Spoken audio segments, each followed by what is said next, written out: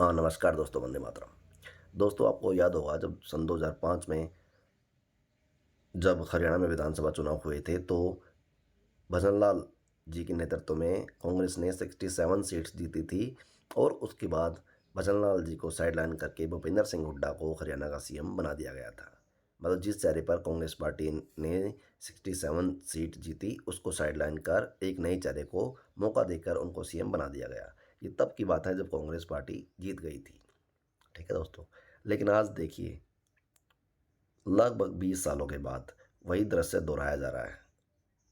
ठीक है।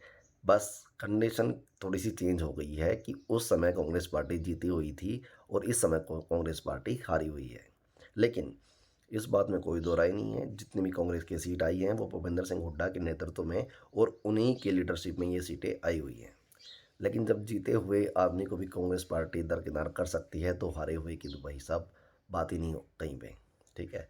अब डिक्टो सेम कंडीशन हो गई है कि भूपेंद्र सिंह हुड्डा साहब को ना कोई कांग्रेस आला का मान है, वो तवज्जो दे रही है। इसका रिसेंट एग्जाम्पल थोड़े दिन पहले देखा हुआ आपने कि महाराष्ट्र में कांग्रेस के जो स्टार प्रचारक थे उनकी एक लिस्ट आई थी जिसमें भूपेंद्र सिंह हुड्डा और दीपेंद्र सिंह हुड्डा का कोई नाम नहीं था कहीं दूर दूर तक। ठीक है। और वो जो लेटर था उसके नीचे भी कुमारी शैलजा जी के हस्ताक्षर थे, साइन थे उनके। तो भूपेंद्र सिंह हुड्डा साहब के साथ अब चारों तरफ से धोखेबाजी हो रही है। और ये कांग्रेस पार्टी या राजनीति का यही यही नेचर है कि जो चढ़ता हुआ सूरज है सब उसको सलाम करते हैं और जो बुझे हुए दिए हैं उनको कोई पूछता भी नहीं है।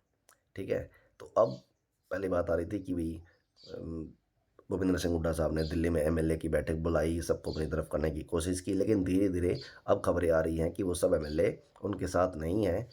और वो भी दबे शब्दों में ये कहने लगे हैं कि भूपेंद्र सिंह हुड्डा साहब कुमारी शैलजा को के साथ अच्छा बिहेवियर करना चाहिए था, उनके लोगों को भी सीटें देनी चाहिए थी। अगर कुमारी शैलजा का एक्टिव पार्टिसिपेशन होता इस चुनाव में तो निश्चित ही जो कांग्रेस पार्टी है वो जीत जाती और उनके जो रिजल्ट हैं वो कुछ अलग होते।